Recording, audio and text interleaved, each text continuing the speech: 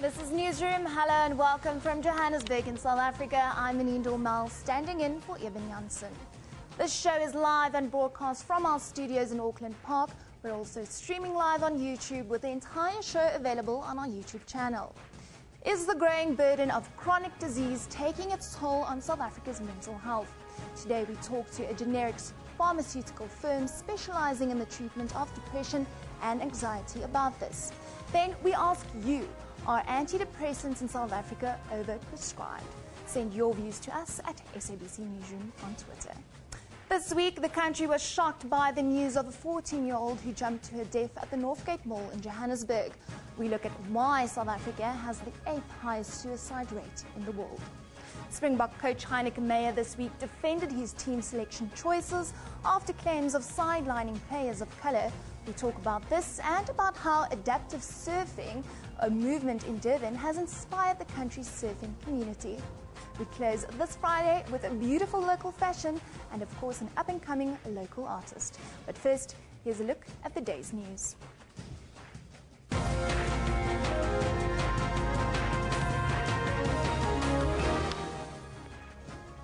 Kusatu is set for a mother of all stayaways on October the 7th, which marks World Day for Decent Work. The Congress of South Africa Trade Unions announced yesterday that its members would embark on a nationwide strike against job losses, the electricity prices and the lack of reliable public transport. This came after the union lodged a notice with the National Economic Development and Labour Council. Gold companies say any mention of a strike in the sector is premature. This as the matter must first be discussed at mediation level. Yesterday, mining unions NUM and AMCU said wage talks had completely collapsed as a dispute with employers was officially declared. AMCU is demanding an entry-level wage of 12,500 Rand, while NUM is asking for a minimum salary of between 9,500 and 10,500. Employers are offering an increase of between 450 and 750 Rand. That means it's a disaster. That is something we cannot accept. That is something that is going to infuriate our members. As AMCU are not going to accept that. If they want to fight, we're ready as a union to fight on behalf of the members.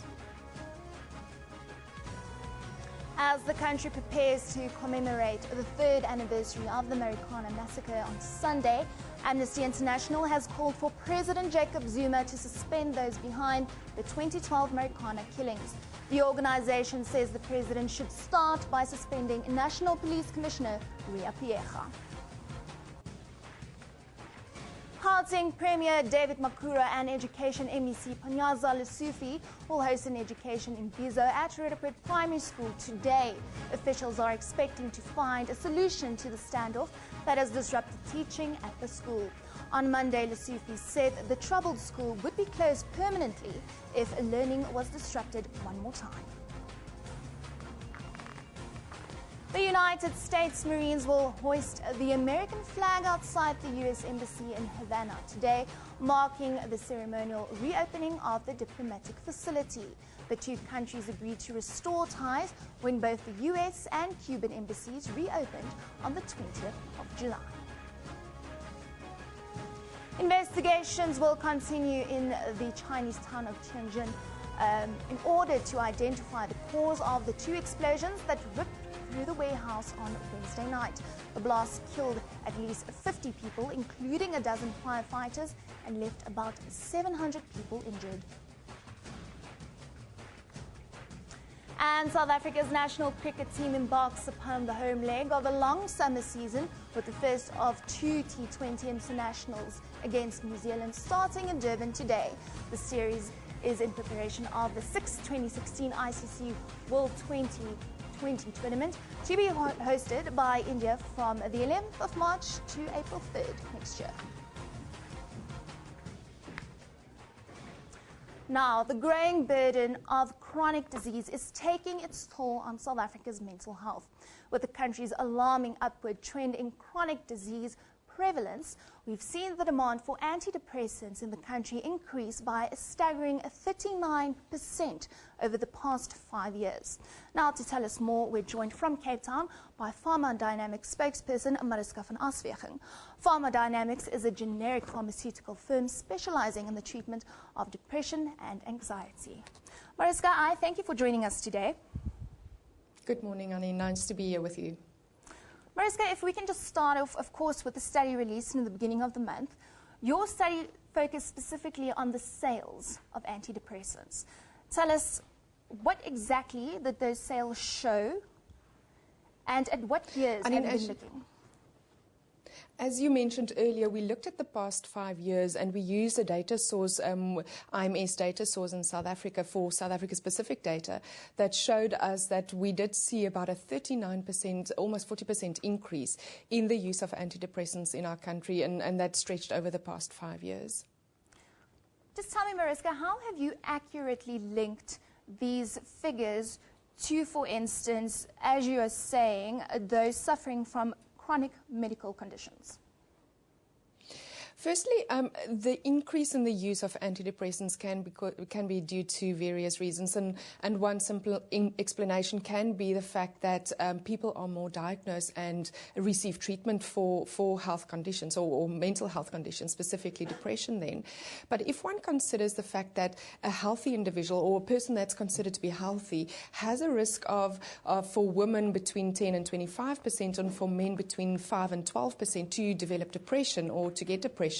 And we compare that to individuals that suffer from a chronic condition whose risk is almost a third, at about 25 to 33%. We can link a certain degree of the increase in the use in antidepressants to the growing incidence of chronic conditions in our country. And then also if we link that to the fact that chronic conditions are becoming the leading cause of death in developing countries, and in South Africa alone it already contributes to about 40% of deaths that we see in our country, then there is a link between the increased risk of depression or the increased diagnosis of depression and then the growing incidence of chronic conditions in our country. Mariska, instead of just describing antidepressants, are we seeing that doctors are really at least first encouraging their patients to maybe lead a healthier lifestyle, to maybe get other treatments? We know therapy is another option. Or are they really just describing antidepressants too quickly in these cases? It is quite difficult to comment on that because every patient is individual, and not knowing what the history is of that patient and what that specific patient's condition is like, it's difficult to comment whether antidepressants are prescribed too easily. The important thing that we must remember, though, is that if you treat a patient who are still experiencing mild symptoms of depression, you do have the benefit of possibly a shorter duration of treatment, which obviously will benefit the patient. And what we've seen, it's often more difficult, like with any other chronic condition. If you wait too long, if the symptoms become too severe, then it becomes more difficult to treat those symptoms. So it is often better to treat sooner rather than later. But the important message is that you should discuss your symptoms with your doctor, and together with your doctor decide what the best treatment or course of treatment for you as an individual will be. And it can be various treatment options. So yes, psychotherapy is important, and that can be one of the courses of action that's decided on for you as an individual. But then also what we must consider is that there can be a combination of psychotherapy or pharmaceutical therapy, your antidepressants. But it is important to discuss all the options with your doctor and together make a decision what the best course of action for you as an individual will be. And we also can't forget that there is a wide range of side effects that come with the use of antidepressants. Let's just touch on that. What can we see happening in some of the worst case scenarios? Firstly, one must remember that side effects are part and parcel of any treatment. So whether or not it's treatment for depression or any other chronic condition, you should always be on the lookout for side effects, because there may be a different molecule that is more suitable for you as an individual, and therefore you need to talk to your doctor about any side effects that you may experience. For antidepressants specifically, there's a very wide range that you should be on the lookout for. It can cause nausea, it can affect your sleep patterns, causing insomnia. It can change your eating habits, it can cause you to eat more and then obviously result result in weight gain. And if you are, experiencing the depression as part of or due to a chronic illness, like, for instance, a heart disease, a heart attack or stroke, then obviously gaining weight is not always beneficial in those conditions. So it's very important to talk to your doctor if you are seeing any sudden increases in weight or changes in your eating habits. Then it can affect your digestive system. It can cause dizziness. So there really are so many side effects to be on the lookout for, but be sure that you talk to your doctor if you think that it may be linked to your product. Decide together if it is maybe linked to your product, and then also make a decision whether or not your doctor should amend your dosage or change to a different molecule to see if you have an option that won't be associated with these side effects. Mariska, on this channel, we've talked a lot about what we think about and what we know about mental health illnesses in our country, and we find that there are a lot of communities that don't receive the information that they need, that don't know how this can be treated. Just tell us, how educated are South Africans on this topic in general? If we look at the stigma, and it's not only a problem in South Africa, it is a global problem with mental health issues. If we look at the stigma, there are so many people that are prevented by the stigma to firstly try to find and gain more information. There's a lot of judgment that goes with mental health illness, and part of it is the fact that we refer to depression or anxiety in our everyday lives. You watch a movie and it makes you feel depressed, or you're anxious when you're waiting for your test results.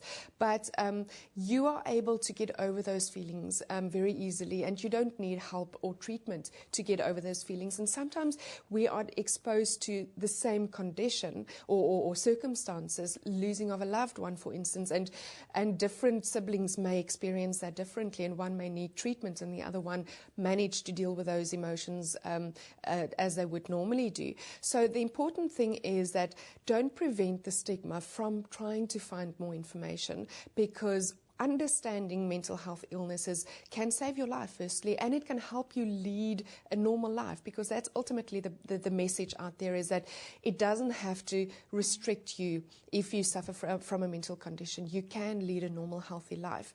But the important thing is to try to find a source, a reliable source of information, and to talk to your healthcare professional. That's why they're there, is to talk to them about these feelings.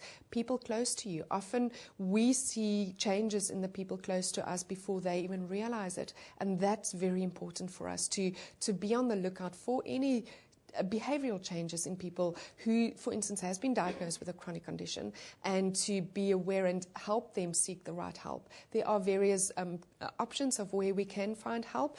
Pharmacodynamics has got a helpline through SADC that's manned by counsellors, and people can go to the website and find out where they can get hold of the counsellors. Mariska, thank you very much. I'll definitely make sure that we put up all of those details onto our Facebook page. Mariska van Aswegen, she is the spokesperson of Pharmacodynamics, and she joined us from Cape Town this morning. Now, a Virgin Active gym member was asked to leave the gym after arriving for a session in a T-shirt with a political message. Let's take a look at what you've been saying about that on Twitter. Remember, you can send your views to us at SABC Newsroom. There we see hashtag Virgin Active T-shirt story. The gym is wrong, but we should be more worried of the anti-Palestine force behind the gym's decision. Hashtag who are you? Dave says, last week I saw someone wearing a Nahau T-shirt at gym and no one had a problem with him. Hashtag Virgin Active. Dinesh says, this Virgin Active T-shirt saga is a reflection of the times. Karabo says, if every generation is too afraid to stand up, the tyranny of we are faced by Palestine is only guaranteed to worsen. That in capital letters over there seems very angry. Hashtag Virgin Active.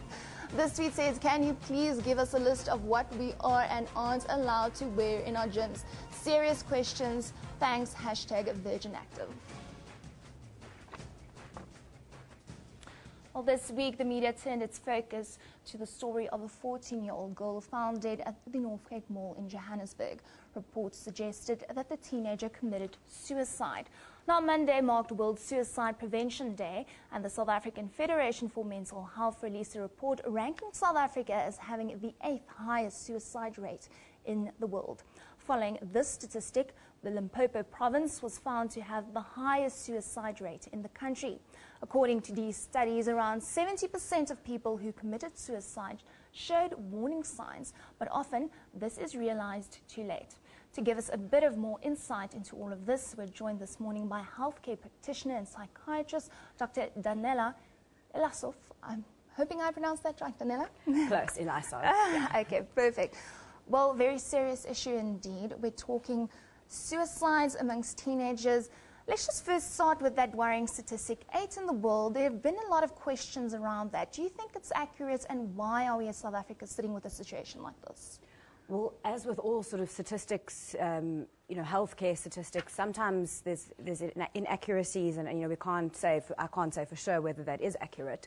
But I would imagine where we are pretty high up, and I would say that because access to healthcare in this country is not what it should be, and especially access to mental health care. I think, as our speaker before mentioned, we still are plagued with stigma. South Africans are very, sort of poorly educated about what mental health is. And there's this huge stigma around seeking help, around getting treatment. So I would imagine that plays a role too. Definitely, as you mentioned, as we just spoke with Mariska, we're saying what they found is a 39% increase over the last 5 years in people who are using antidepressants. Can this in the way be contributing to the fact that we are seeing this high rate of suicides taking place? So again, one has to be careful when interpreting these statistics, because what I would imagine has contributed to the rise of depression is not so much the fact that there's more depressed people, but that perhaps we are picking it up more. So people are slowly becoming more educated about it, and people are coming forward saying, I'm depressed, I need help. One's also got to bear in mind that we use antidepressants not only for their antidepressant properties, but also in the management of pain and other chronic illnesses, so that to factor that in as well. In terms of antidepressants causing suicide, which seems to be what, a way of misinterpreting that statistic, and it would unfortunately be a misinterpretation. Yeah. A while ago, there was a huge sort of outcry, black box warning was issued, that there's an increased risk of suicide when a person starts antidepressants. And I think that's something that we need to maybe chat about, because it's quite an important thing. So what would you say about that? So what they found was that actually antidepressants lower your risk of suicide overall, but that sometimes what can happen is the person is so depressed that they're feeling suicidal, feeling hopeless, but they're feeling so flat and so depressed and so, listless that they can't even muster the strength to actually carry out a suicide plan. When the person starts to feel better, that's when they're actually at risk of having the energy to do something. So we thought that could be what it is. But overall, I can say, antidepressants do actually decrease the risk of somebody committing suicide. So it's important not to misinterpret that statistic. Danella, if we can look at the sad case that we saw this week, 14-year-old girl suggested that she jumped to her death. The mother has come out saying that maybe she could have picked on this beforehand, because afterwards, looking in her diary, she saw that, there were problems that her daughter was struggling with. How do parents especially, and how do we pick up on these things beforehand? So, I can only imagine what this mother must be going through in terms of guilt, and sometimes one can't, and often I see relatives who blame themselves, and there's lots of guilt involved, that sometimes we just don't pick it up. In terms of warning signs and things, sometimes change in behavior, eating patterns, sleep. Sometimes the youngsters will voice sort of ideas of suicide. A lot of the times there actually are warning signs, and they do come forward with that, and we maybe would dismiss it as, just being a sort of a petulant teen or something like that. It's interesting graphics that we are showing on screen right now. The previous one just said that more females committing suicide than males. What do you think about this?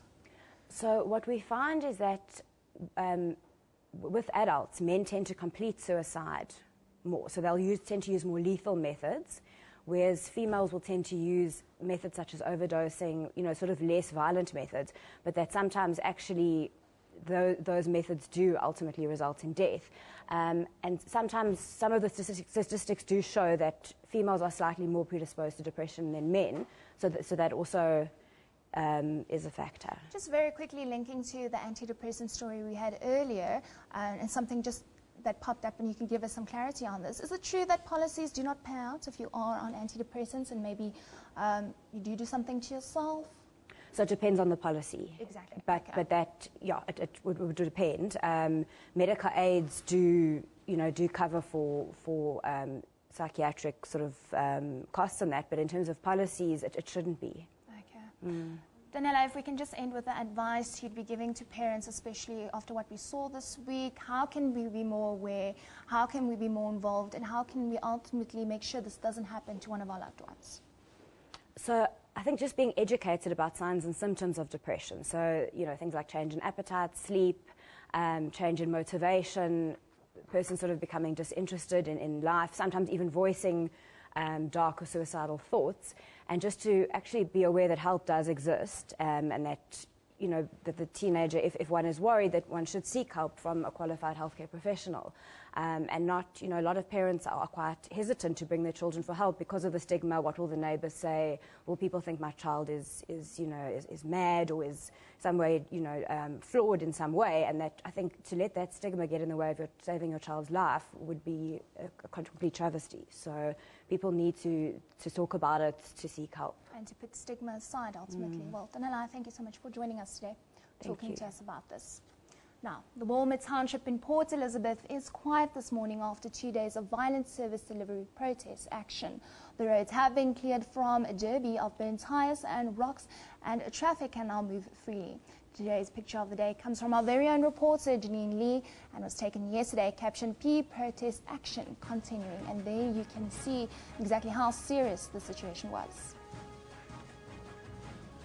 Let's take a look now at some of the front pages from around the globe. Starting in China, the South China Morning Post reports that a firearm has been found, or a fireman at least, has been found alive after he went missing, tackling the massive explosions at a dangerous goods warehouse in Tianjin on Wednesday night that killed at least 50 people.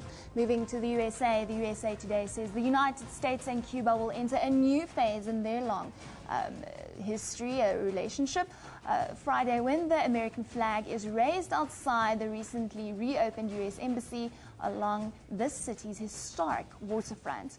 And finally, in the Washington Post, the deadliest blast to strike Baghdad in nearly 2 years tore through a busy market yesterday, killing at least 60 people in an attack claimed by the Islamic State, as efforts to turn back the militants on the battlefield stagnate. Well, there you can see what devastation that has caused with that story. Now, let's take a look at what's happening around the country today. We start in Johannesburg. Lawyers for injured miners in the Marikana incident are expected to submit papers for their civil claim at the North Gauteng High Court today. Then in Kimberley, the case against 4 boys accused of raping a matric learner is expected to resume in the Jan Kempdorp Magistrates Court today. The boys are facing charges of raping a fellow learner during what seemed like initiation ceremony at Jan Kempdorp Agricultural School. Yes, we know that was a big story in the beginning of the year. But it's time now to take a break. We'll be back in a bit.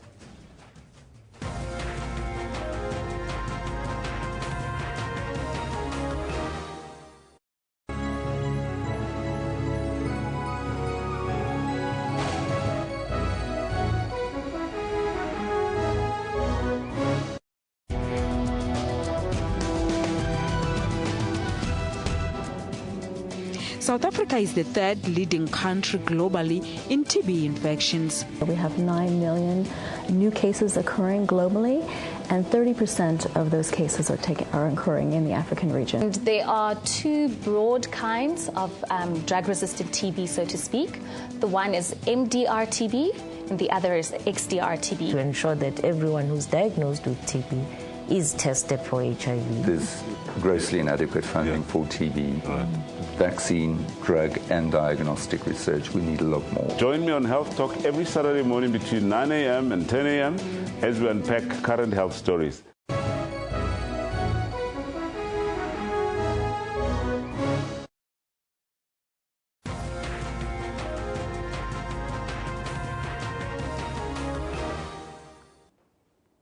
Welcome back. You're watching Newsroom on SABC News. Now, since it's Friday, we are, as always, joined by I2I senior partner Julian Delahunt to talk all things sport. Julian, definitely this week we had the Springboks overshadowing everything. Yeah, good morning, Anine. How are you doing? Good, thank you. All right. Julian, let's just start with that. We saw the Boks coach, Heineke Meyer, coming out, defending his choices, saying that, listen here, he's looking at who are his best players. He's not interested in colour. What do you make of this, especially after with what Kusati came out in the beginning of the week? Yeah, I think, it's World Cup year. It's a month before the World Cup. Unfortunately, in South Africa, we've got a bit of a blaming culture. So, and these things kind of prop up and crop up during World Cup time. It's a month to go. They've got to refocus. They've got to stick to the goals. They've got to stick to what the inevitable dream is all about. It's about winning the World Cup. They've got an incremental pathway that they need to focus on. They've got 6 games, ultimately 7 games to win the World Cup. This weekend's game, obviously a crucial one. Julian, after the string of losses that we saw, how are we going to do it? What is it that we need to do before the World Cup? Well, again, I think this weekend is a big one. It's not so much about the result this weekend. It's about how do we go about playing in this game. The big name players have to stand up and be counted. The Victor Matfields, and we really need leadership on the field on Saturday. But psychologically, we need to trigger out of this bad place that we're in at the moment. It was a disastrous last weekend, but one bad loss doesn't make and all of a sudden turn a team into a bad team. It's about regaining the confidence of the players around each other, regaining trust, building commitment, dealing with this conflict both inside of the team and obviously that we're seeing in the rest of the kind of from the public's point of view, dealing with that, and then ultimately the results will start showing again. What about the fans? What needs to be done to restore our belief in them and for us to really walk into this World Cup positively?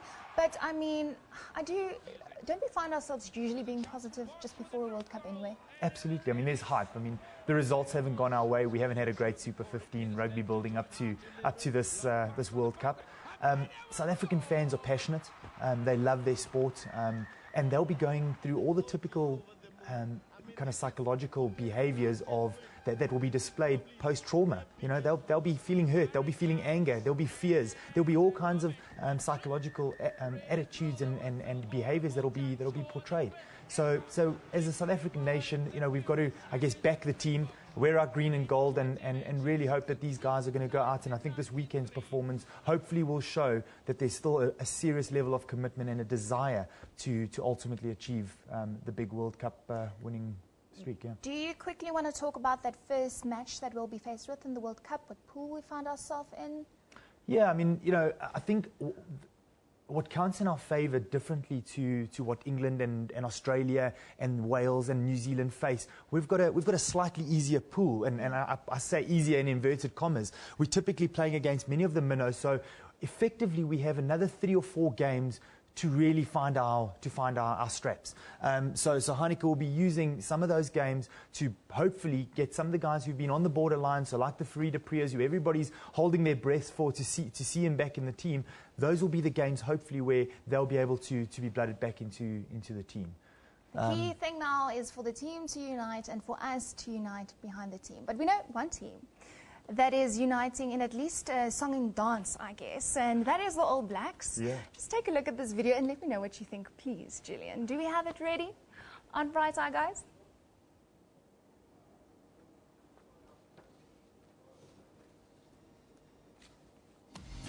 Yeah. Ho! Hey! Here we go. Sit back, relax, let's go. Let's get this started, but before this plane's departed, obey instructions from your crew. All out of times and placards too. Loose items you're brought on board must be secured and safely stowed. Up in the locker, overhead, or underneath the seat instead. This right here's a seatbelt sign, so buckle up if it should shine. Belt sits low across your hip, you know it fits, man, when it clicks.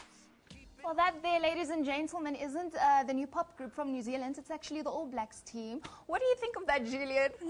Well, let's hope they're being distracted by all the shenanigans going on the side, and hopefully we'll be spending a lot of time worrying about our colour issues in South Africa, the men in black. Yeah. Exactly. Definitely something new from the All Blacks there. But listen, Fun nonetheless, and we wish everyone the best of luck. But Julian, thank you for joining us today again. Just talking rugby today, but it's been good, and we'll see you next week. Thanks, yeah. See you soon. All right.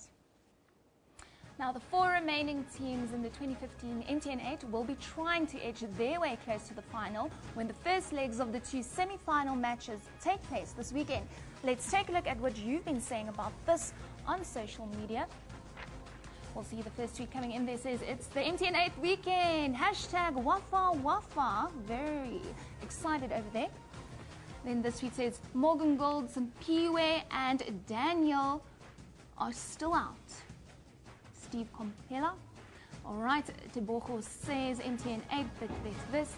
It would like to see, oh, I would like to see Wits playing in the final with Celtics. All right, well, that is what he's hoping for. King says I bet Kaizer Chiefs won't win the MTN 8 and that Cristiano won't win the UEFA Player of the Season. Those are your views coming in on Twitter.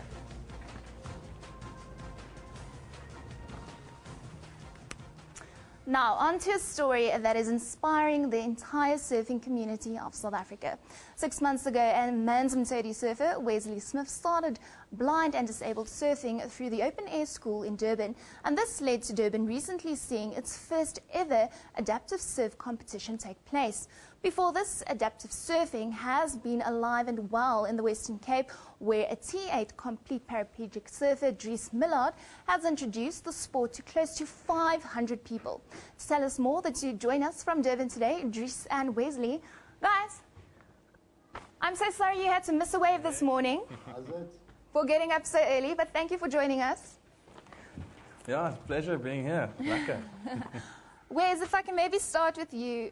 All of this started because this is actually a personal story for you. Just tell us what led you to doing this specifically in Durban. How's it, Anine? My son Reese goes to the open air school in Glenwood. It's a school for kids with physical disabilities. They actually do the same syllabus as any other school, and they don't cater for intellectual disabilities. So I offered one of his friends to come and have a surf at Addington Beach. And he really enjoyed it. So I offered a couple more friends, and it just slowly and naturally grew from there. And just tell us, what response have you been getting from these kids who are now, doing something that maybe they thought they could never do? Yeah, they absolutely love it. Every kid who gets involved, naturally their parents are very apprehensive at first, but all they want to do straight away is they want to know where and when they can do it. They gain confidence. They become the mainos at school because now they're like the surfer dudes, And they just absolutely love it. Just the thrill of riding a wave, the stoke they get that any other surfer experiences. Well, if we can talk to the champ, Dries, over there. Dries, we know you've been taking part and doing adaptive surfing since 2011. Tell us, how did you get involved in all of this? Well, yeah, it's been quite a journey, 7 years now. I started surfing about the first week after I got out of hospital after my accident. It didn't go so well. I didn't know my body, my legs were like flying by my head, almost knocking my teeth out. And I just got on the internet and started Googling adaptive surfing, and I came across a guy called Christian Bailey from the Oceans Healing Group, and got in contact with him. And yeah, he's also a paraplegic surfer, and he's the first guy who surfed the Mavericks. And when I saw that, I figured, you know what, I'm going to make it my goal to surf South Africans' dungeons. And in 2011, I did my ISA surf coach course through Surfing South Africa, met up with Tasha Mentasti, and we together hosted the first ever adaptive surf event in Big Bay in Cape Town with Surfing South Africa. And that's how Extreme Mobility started, and that's basically where everything started. We started with 15 people, and got a quadriplegic in the water, about 3 paraplegics, a couple of amputees, and it was a success. It was hard convincing people throwing disabled people in the water is a fun and safe thing to do. And after the first event, people just saw like the reaction and just the lights going on, with people realizing all this potential they still have. I mean, from personally, I can tell you from surfing is being in the water versus being in a wheelchair. I'd rather be in the water every day, the whole day. But yeah, we land creatures, we can't survive in the water all the time. So Dries, just So, tell yeah, us, in September you're off to the first ever Adaptive Surf World Championships in California. What are you expecting? And Dries, how are you feeling about this? I'm very excited, you know. It's the first time in 7 years that I had a chance to really focus on myself as an athlete, you know, and really train for something, working hard to get to reach certain goals. And it's going to be, it's still all you know, uncertain. There's 9 countries taking part, and each country has their own adaptive surfer, own specific disability, you know, and I'm still excited to see what's going to happen. It's a mystery for myself, you know. All I know is that I've been training with my brand new surfboards and actually broke one. I've been surfing the entire coast. So the whole new surfing scene is so new to me, and I've been learning so much. And I think the waves that I'll be able to charge at the moment, I think I can stand my own weight in the World Championships. I think the past 2 months really opened my eyes and broaden my own capabilities. So yeah, I'm excited. I'm very excited. Well, we do wish you the best of luck, and I promise you we'll be following your journey, and hopefully we can have you back after the championships here at Went. But Wesley, if I can just end with you, the first competitions you held for the adaptive surfing, that took place in the beginning of August. What are you now planning for Durban for the kids? Well, what I'm going to do now is grow KZN adaptive surfing in KwaZulu-Natal. We're going to try and offer it to every kid who's keen to do it, any adults as well. We're going to be having a competition on the 3rd of December. Well, the weekend, 3rd of December is International Disability Day. So the weekend before, we'll have a competition in Durban, and the weekend after, we'll have a competition in Cape Town. And that Durban one, we want to try and get a good 20, 30 people into the water, introduce them to adaptive surfing, and hopefully one day we can get a world champ from KZN. Well, Wesley, thank you for the amazing work that you are doing with those kids, especially in Durban and in Amanzimtoti, my hometown. Please make sure you keep that Toti crew in check, all right? Okay, will do. Guys, thanks for getting up early and joining us from Durban today. And like I say, best of luck to you, Dries, and please keep up the good work. Now, let's take a look at what is happening on our Newsroom Facebook page today. There you'll see the South African Post Office is plunging into deeper financial troubles as its cash flow dries up and operating costs swell. Then a helicopter carrying 12 people crashed into a lagoon in Nigeria's capital, Lagos, yesterday, killing at least 4 people.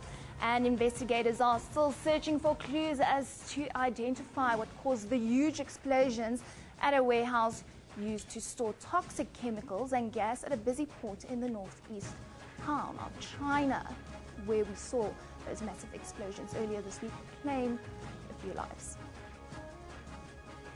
Well, it's time to take a break. We'll be back in a bit.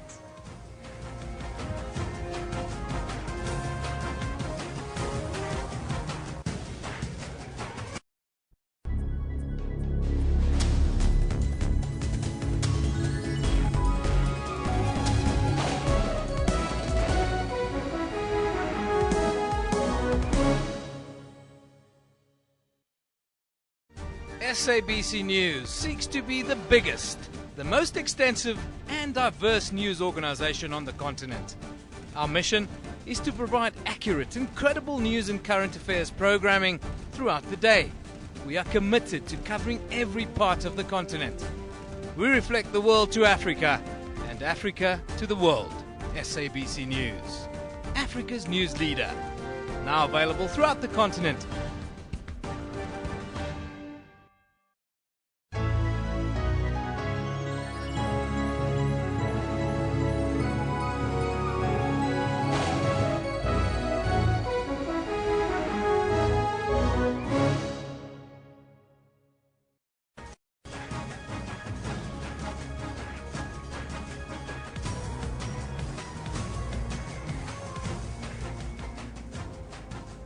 Welcome back. You're watching Newsroom on SABC News, and as we promised, we close today with beautiful local fashion. Marilyn Monroe once said, "Give a girl the right shoes and she can conquer the world." And that's exactly what our next guest is doing. She goes by the name of KK. She is a mother and the founder of #LeBoutique, situated in the south of Johannesburg. Seeing the struggles of other young fellow designers, she decided to pay it forward and is now hosting a fashion show that will consist of 5 unknown designers exposing their talents to the rest of the fashion world. KK joins us today with one of these upcoming designers, Marsha. Marsha, would you help me pronounce your surname? Ramashilabele. Okay, that is a bit of a difficult one, but nonetheless, ladies, I'm so happy that you're joining us today. KK, let's start with you. I mean, you know how difficult it is for fashion designers to start making a name within South Africa. How did you manage to make a name, to get your brand out there?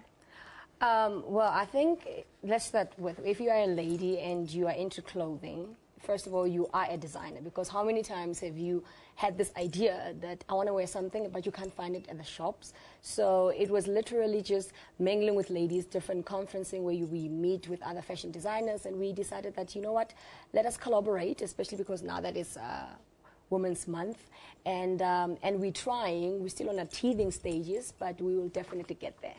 Where do you specifically draw your inspiration from? Inspiration comes from the love of clothing. Every woman loves clothing. Who doesn't? I mean, you can ask even your grandmother, your mother. So it's just basically putting clothing and putting fabrics together, trying to figure out which shoe goes with which, trousers. So that is inspiration, looking at television, the people around you, fashion shows. So it's a collaboration of different things that inspires me. So Marsha, tell us a bit about yourself, and what do you think of this opportunity of being able to show your work to the rest of South Africa? Okay, I'm a designer going by the label LeBoutique. This is a good opportunity for us to showcase our talent. It's a rare opportunity for us to come to SABC and showcase our stuff. Fashion shows are difficult to get into, so yeah, this is quite a nice opportunity. Okay, maybe let's just quickly talk about some of the garments we see here today. Standing very closely or on the other side of the screen, what can you tell us? Well, first of all, we have all the designers, the 5 legends. Okay. I'll call them legends for now. There we go. And each and every single model that you see over there, yes, it belongs to a specific designer. So this is the masterpiece, and each and every single one of them, they were tasked to choose something they were passionate about. And you can see it's all different themes, and they are playing with fabrics. And I believe that the ladies are stunning. Don't you think so? Definitely. And we can see so much of African inspiration coming through there, right? Which one would you pick, if I may ask? I would pick the middle one. That is the stand-out piece. So you do have a winner here today, ladies. I was just testing you. But KK, let me just quickly ask you. Yeah. You took it upon yourself, you're just a boutique owner, to help and inspire other designers. What would your advice be for the rest of the fashion industry to kind of do the same thing? Well, I think the message, especially for Women's Month, it's partnership and collaboration, and I will reiterate that. It's important that we work together, because if you do things on your own, you might not necessarily get a break. So what we're trying to do is we are from different walks of life, and we're trying to collaborate as women and say that, you know what, other women who may be interested in becoming a designer or a model, whether women who are, having breast cancer or disabled women, it could be different types of women. Let's collaborate. We all love fashion. We all have a wardrobe. We all love shoes. Let's come together and let's just showcase our talent. Where can we get more details around the fashion show? Even if we want to get a hold of you, where can we go? It's as difficult as it may be. All the white people call me KK. But you have to say Khatiso Khotlhoa on Facebook. You can find the poster there. And yeah, the fashion show is happening at Omonde Shopping Center, which is 18 Crownwood Road. Okay. So please, you can inbox me if you want the ticket. Yeah, it's very exciting. It's happening on the 29th of August. Oh, so your boutique, #LeBoutique, does that maybe have a page if it's easier for people? Yes, we are in process of developing a collaboration page because it's not only just about Le, #Le, it's about all the ladies coming together and we showcase our talent. Okay, and then just tell us what exactly is the date. I don't know if you mentioned that, and also will there be any costs involved? Yes, it is on the 29th of August and it is 100 Rand, but for VIP it's 150. So please inbox me and we'll give you the tickets to the show. Okay, well, ladies, looking so beautiful this morning. There you can see our models are walking around for us. I think it's going to be an exciting fashion show, one that I'm definitely going to try and attend. And KK, Marsha, good luck and thank you for the work that you're doing. Thank you for giving us an opportunity. And ladies, please take a bow. Well, there we have it. Now, the Department of Basic Education has confirmed Mandarin will be introduced as a subject in South African schools next year. Let's take a look at what you are thinking about this. I know everyone seems to have different opinions. Charlie says, I don't see how introducing Mandarin in South African schools will benefit the country, its heritage, or its past. Those are the views of Charlie coming in on Twitter. At pudding_002 says, Mandarin? Nah, how about they fix the maths and science issue first? Well, I know Mandarin will only be an option, so it's not to say that our school learners are going to have to take it. Then Kevin says, US growing, China declining. Does this mean we should teach American instead of Mandarin in South African schools? Tuesday says, oh, I like the thought of introducing Mandarin in our public schools. Imagine township kids speaking that language. Definitely is an interesting idea. Well, we close today's Newsroom show by giving one of the country's up-and-coming artists a chance to shine. We were joined today by Sikwayaya for Haya featuring Sheva to perform their latest hit. And we play out with that track today. Please enjoy. I really, really just don't care.